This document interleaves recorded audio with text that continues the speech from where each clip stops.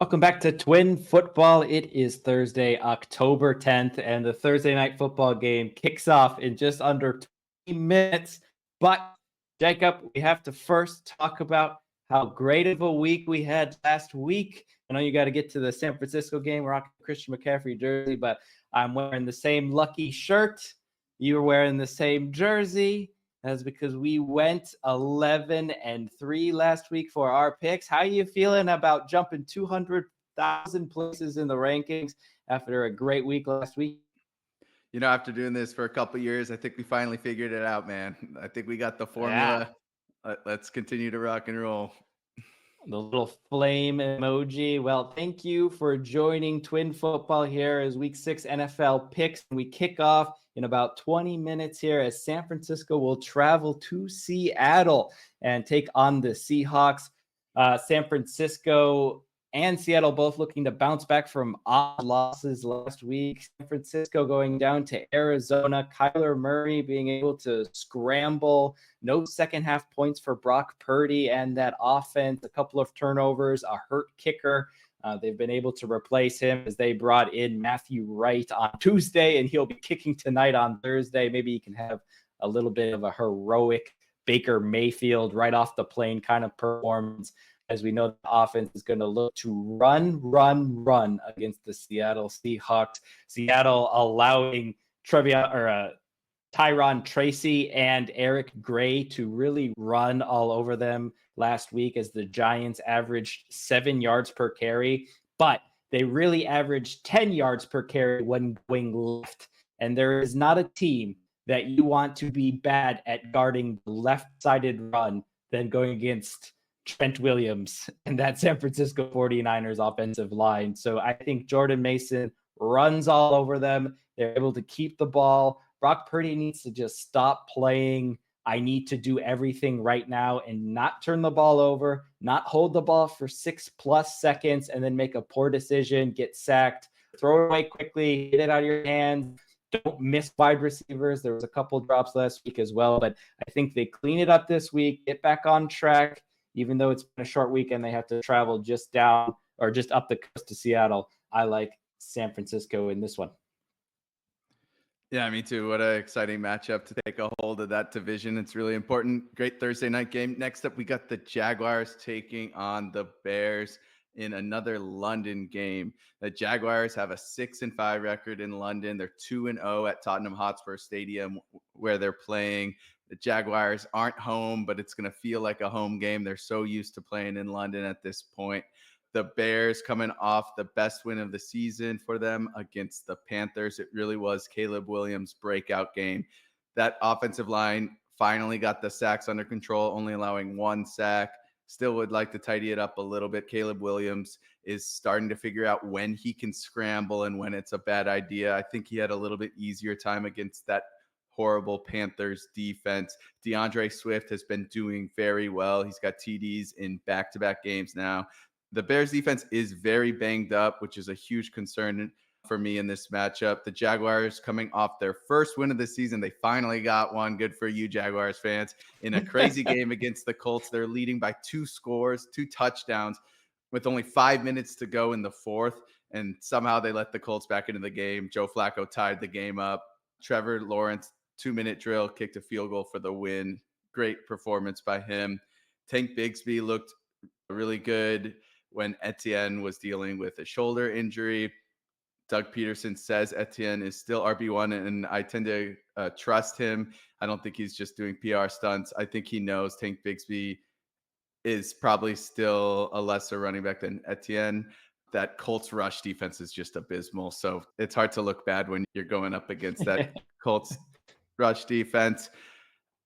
A lot of people are probably high on the Bears, and I think Bears fans should be excited. I'm still not buying completely into it because, after all, it was just the Panthers. I'm sorry. I keep doubting Caleb Williams, and I promise Bears fans, if I'm wrong about this pick, I will maybe pick you next week. But I'm going Jaguars for the second win of the season, their second win in 2020. Ooh. It'll only be their second one, and it's October. It's crazy to say, but I think they're going to pick up a little steam here. The Bears defense is pretty banged up. Caleb Williams traveling across the seas to play an NFL game for the first time is going to be a tough environment for him. Jaguars at home in London. I like Jags.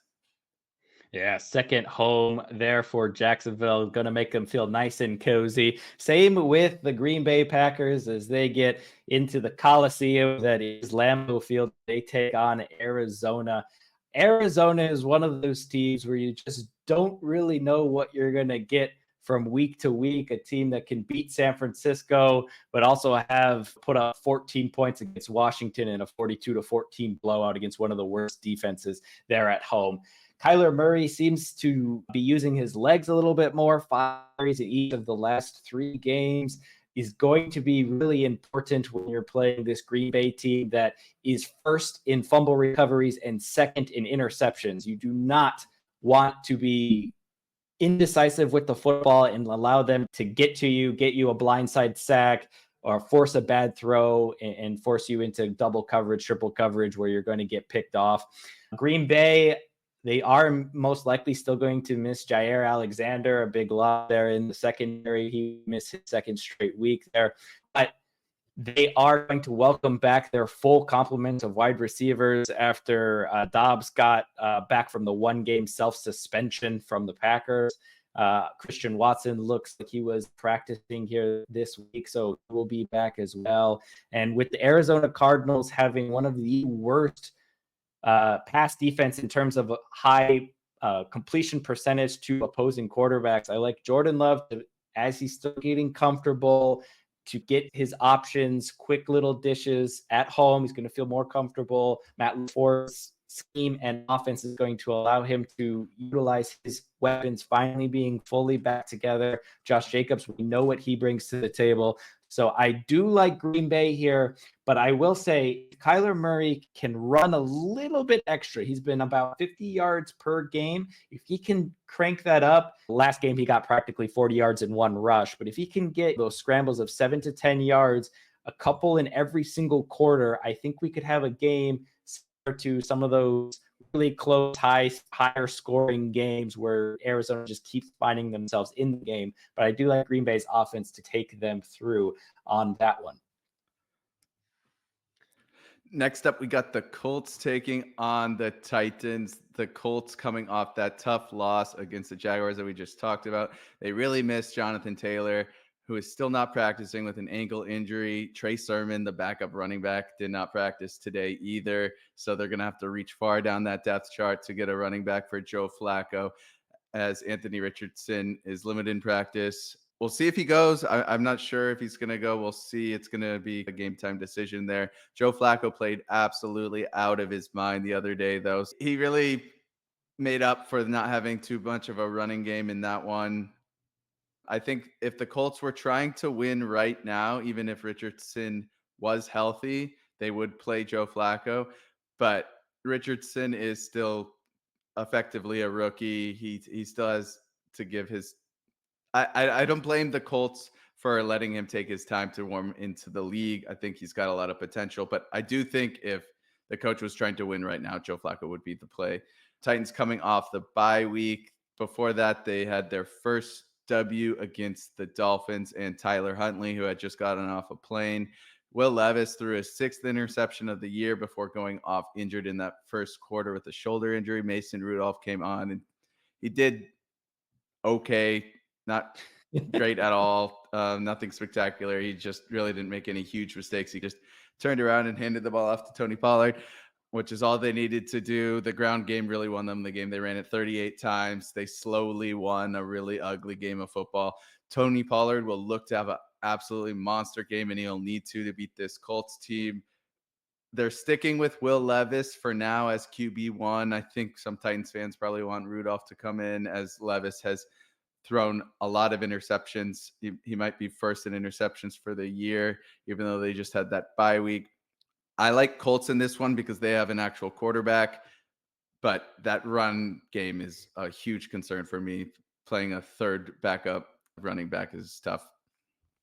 Yes, really tough. I think Caleb Williams and Jaden Daniels are almost tied with Anthony Richardson in terms of games played in their NFL career. So we'll see who goes in that one. In the same division, Houston looks to keep atop of it. Now that we have the Colts and Jacksonville both getting wins, Houston's going to want to move to 5-1, and nothing better than a nice Patriots team. 3% picking the Patriots, and maybe that vaunted defense. They're going to ride that since Nico Williams will be out with a hamstring injury. He probably will miss a couple of weeks, but with the weapons that they have, the versatility that they have, with the wins and the ability of CJ Stroud to pick apart any defense in a calm, composed manner that he does, I have to roll with the Texans against the 1-4 Patriots, even though it is in Foxborough. Yeah, it looks like Drake May is going to get his first start. He's getting thrown in the deep end there. That's tough defense to play for your first game, but I think it's fair to try to get him some reps before the season's basically lost at this point. They're just lost before it started.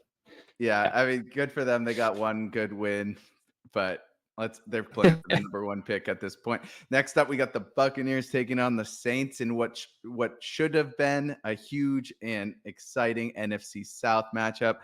Sadly, Derek Carr came off with an oblique injury the other day in Monday Night Football, and looks like he might miss a couple weeks. He's definitely out this week. The Saints coming off the loss against the Chiefs, where they honestly just looked like the worst team the entire game. I think it was the Chiefs' best performance, most dominating performance of the season. Kamara just couldn't get going. Derek Carr had that early interception that just set them off really badly against a very good Chiefs team. Carr looks like he's going to miss several weeks. Jake Haener, who filled in against the Chiefs when Derek Carr went out, went 2 for 7 for only 17 yards. Not a good performance. It looks like Spencer Rattler, the 24-year-old out of South Carolina, before that Oklahoma, will get his first start and his NFL debut. He hasn't played one snap in the NFL.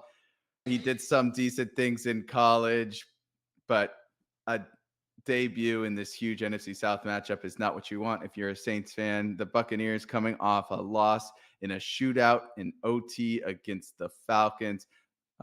Rachaad White and Bucky Irving look like they're still splitting carries. Irving had that critical fumble when it looked like the Bucs were going to seal the win.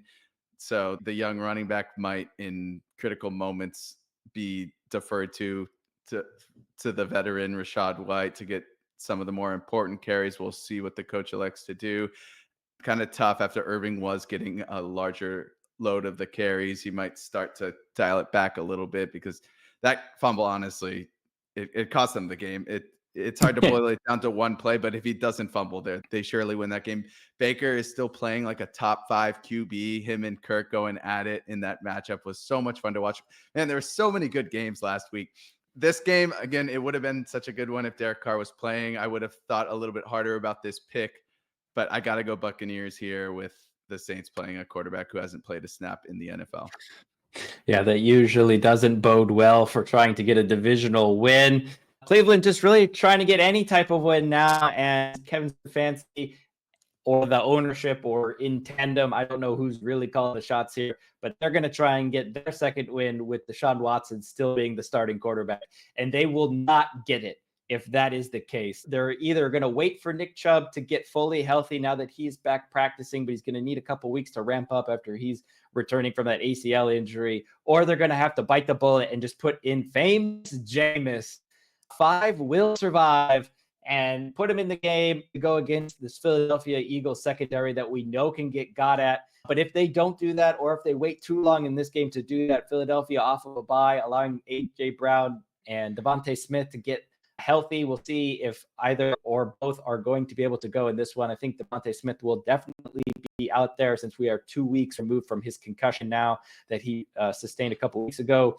97% got the Eagles. They're at home off of bye, and I think it's rightfully so, just because of the fact that the Browns just offensively got nothing. Myles Garrett obviously out last week. He's been injured. Even if he does come back, will he be the same Myles Garrett that has went after Mason Rudolph and tried to hit him in the head with a helmet? Is it going to be that same Myles Garrett with a bit in between his teeth going against this Eagles offensive line? We will see. So 97% and the Twin Football Podcast going with the Eagles at the link.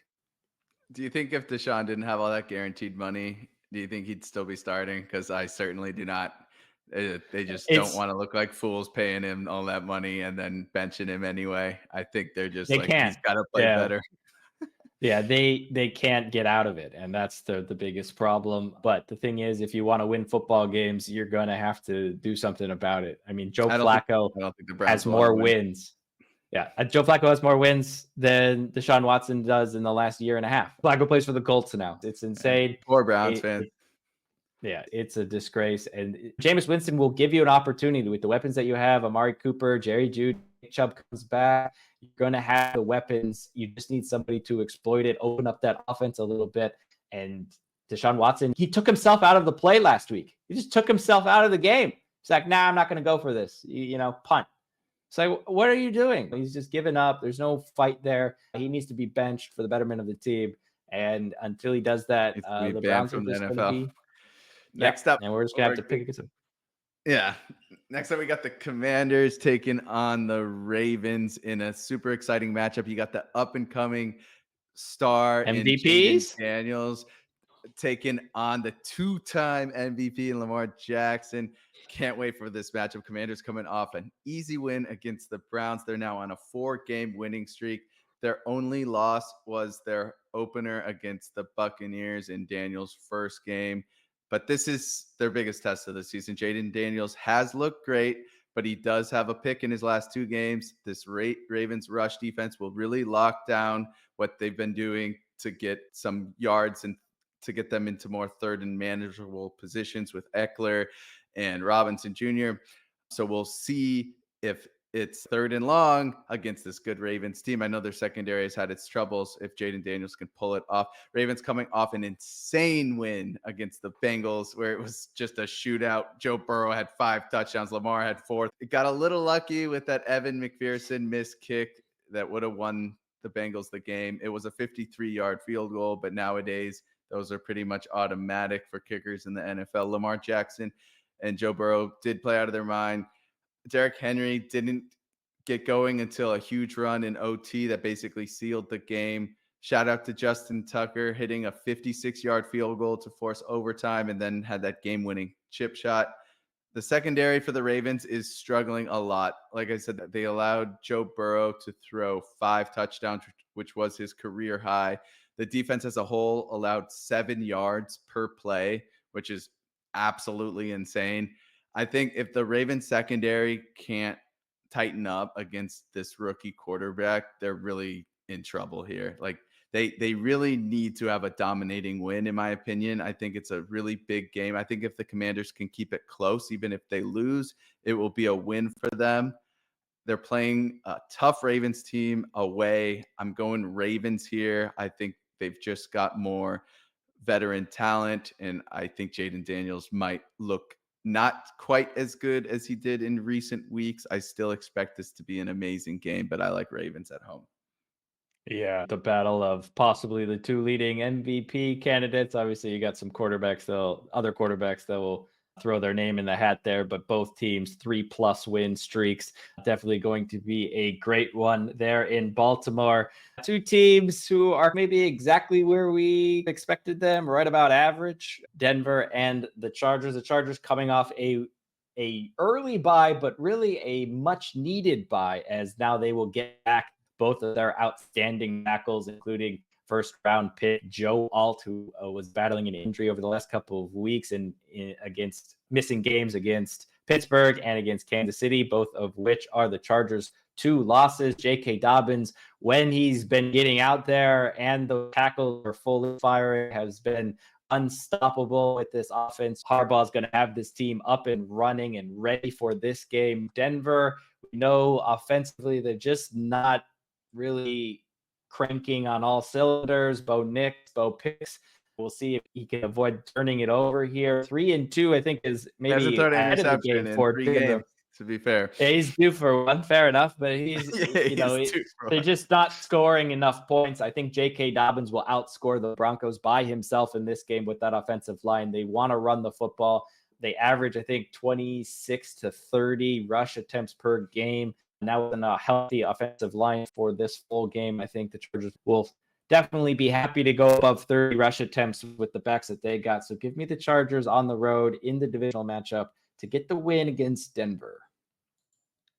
Yeah, I like that pick. I think the Broncos have done well to get that 3-game winning streak, but I think it's right to think it's going to end this weekend. Next up, we got the Steelers taking on the Raiders in what will be a very poor and ugly offensive showdown.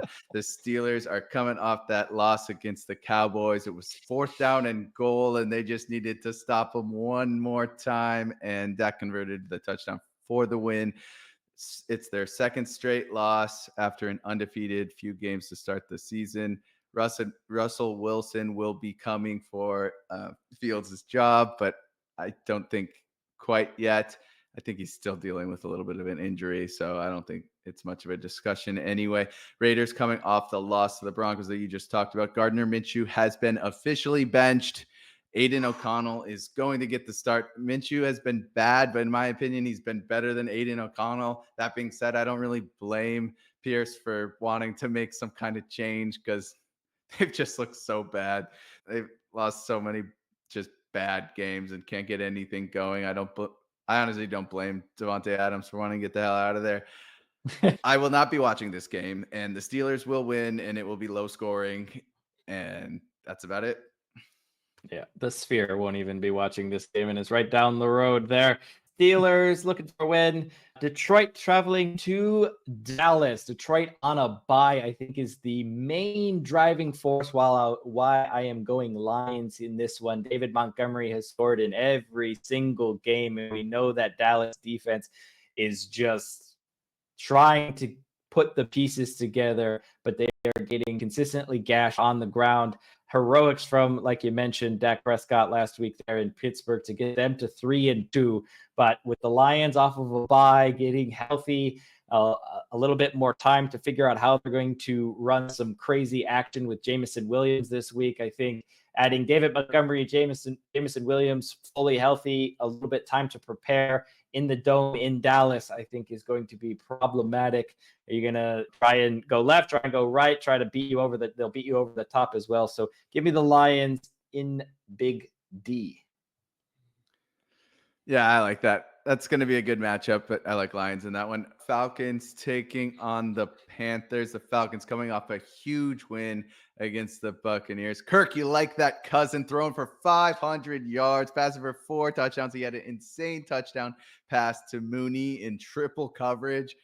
Crazy Tom Brady pass. 1-minute drive at the end of the game with no timeouts to get a field goal, which forced OT, executed it flawlessly. Shout out to Younghoe Koo for clutching up and sending it to overtime. They got the ball to start overtime. They just went right down the field and they won the game. Absolutely amazing. I'm sorry, Bucs fans. I don't like if you don't like the overtime rules, but you got to stop them at some point. It's that same Bills Chiefs argument in the playoffs. Tackling. Defense is part of the game too. I know some people might not like the OT rules. I don't think there's anything wrong with it. Bijan Robinson is still not seeing as many touches as a lot of fans and especially fantasy owners would like to see. Looks like kind of the same issue as last year. He's dealing with a little bit of a hamstring issue, so maybe that's part of it. I hope that's part of it because I don't know why this guy isn't getting more touches. We said this last year. I feel like I'm just a broken record at this point. He's still the most dynamic player on the team. I know they've gotten a lot better. They've added weapons. Drake London's coming up. Bijan Robinson is still your best player. Give him the ball a little bit more. I know they were down at certain points in that game, so it's hard to just run the ball. Throw it to him. You got to just, throw it to him then. Panthers are coming off a bad loss against the Bears where they made the rookie quarterback look. Yeah. Andy Dalton did not have a good game. Chuba Hubbard was great, but he only had 13 carries. It's tough to give him the ball when you're playing from so far behind, so I understand that. The defense is so bad, and they're injured on top of it, which just makes them even worse. I like the Falcons in this one. Panthers are in a really bad spot right now. Yeah, and I have to piggyback on that statement about the overtime rules. I don't know how, especially Tampa Bay fans, can be complaining when 5 people had the opportunity to tackle that winning touchdown within 6 yards of the pass, and they all failed to do so. I mean, absolutely ridiculous. learn to tackle. They have most missed tackles in the NFL are the Tampa Bay Bucks, and surprising that they still have a winning record with that. More surprising that the Bengals sit at 1-4, but they'll look to bounce back as they take on the Giants, who will be missing their offensive juggernaut in Malik Neighbors, most likely, as he is battling an injury. Cincinnati, everyone has been going at them for their defense. Like we said last week, this was going to be one of those first weeks where that defensive line was fully healthy and put together. And even though they let up 42 points against the Ravens, one of the best rushing attacks in the league, that's just the standard really when it comes to running the football right now. They did really well against Derrick Henry and Lamar Jackson for most of that game. Like you mentioned earlier, Derrick Henry had a 40, 50-yard scamper there at the end. Derrick Henry's averaging 6 yards per carry on the season, and they only allowed 5.1 with that overtime carry to Derrick Henry. BJ Hill, a big part of that now that he's back there to plug up the middle and help do some containment there for that run defense. So with that run defense being a little bit better, the lack of pass catchers for Daniel Jones there at home, I actually like the Bengals. Well, 82% plus us like the Bengals to go into MetLife and get a win there on Sunday night. How many 1-4 teams have made the playoffs? Because I'm picking the Bengals to make the playoffs here, but I don't know if that's a bad idea at this point. They just keep losing close games. Bills taking on the Jets in the objective matchup of the week. It's a huge AFC showdown on Monday night. Both teams are desperate for a win. The Bills are coming off 2 straight losses, and especially one last week where they just gave it away. After going down 17-0, they did so well to get back into the game. They tied it up 20-20. They had the ball with only a minute to go. They just gave it away. It was the worst coaching I've ever seen, probably ever. Josh Allen was clearly concussed. He just passed it 3 times in a row. No one's thinking, and they just give the ball to the Texans on the 50-yard line. They throw it one time, and they score a field goal to win the game. I couldn't believe what I'm seeing. I would have been insanely upset if I was a Bills fan. James Cook did not practice today. Von Miller is still serving that 4-game suspension. Jets, though, coming off a loss in London against an undefeated Vikings team. Despite Rodgers throwing 3 interceptions, they still had a chance in the last drive of the game to get a score that could have won them the game if Rodgers doesn't throw that interception and that back shoulder pass. And who knows, maybe they go on to win that game. There was some contact on that interception. I see why Rodgers was a little upset. For me, it's a little too soft to call anything, especially at that point in the game. But I could see you getting a little annoyed if you're a Jets fan. Robert Saleh has been officially sacked. Aaron Rodgers 100% had nothing to do with it. So that was good to hear that he cleared that up. This makes sense, right? The defense-minded coach, head coach, gets fired when the defense is playing perfectly fine. And the offensive coordinator in Nathaniel Hackett, who has one of the worst offenses in a team that has playoff aspirations and Super Bowl aspirations, but the offensive coordinator keeps his job, and the guy who runs the defense is all to blame. No, the offense has failed to score more than 24 points in any game this season. They have 3 games under 20 points. They've played the Titans and the Patriots, and they still can't put points on the board. They're 23rd in the league in total points. They're 27th in the league in all-purpose yards. But the defense is the problem. So I don't understand that. Obviously, just a scapegoat. But when you see these little firings, which is why ownership does it, there is a reaction. The interim head coach, everyone wants to show their worth. They have to prove themselves. If they can win this game, all of a sudden they're top of the AFC East and things are looking okay for them, maybe. Really, really interesting matchup. I do like the Jets slightly here. It's home. They have to win this game after just firing the coach.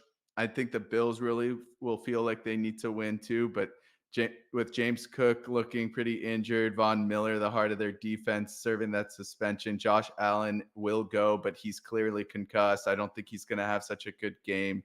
I could see this game going either way, but I like Jets slightly here.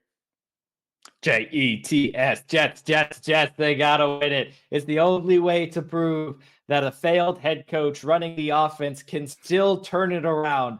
And Nathaniel Hackett, Aaron Rodgers has to win. If he doesn't win this game, it's just going to, and especially if the defense doesn't play as well as we know they have been, if they fall off just slightly and they get blown out because that offensive still can't do anything, then Aaron Rodgers has it all on his shoulders. He's going to come out firing. We'll see if he carries the American flag in this one. But those are all of our picks here from Twin Football. It is 10 minutes past kickoff here on Thursday night. So thank you for sticking with us. Thank you for joining us. And we will see you all next week. Until then, enjoy the football.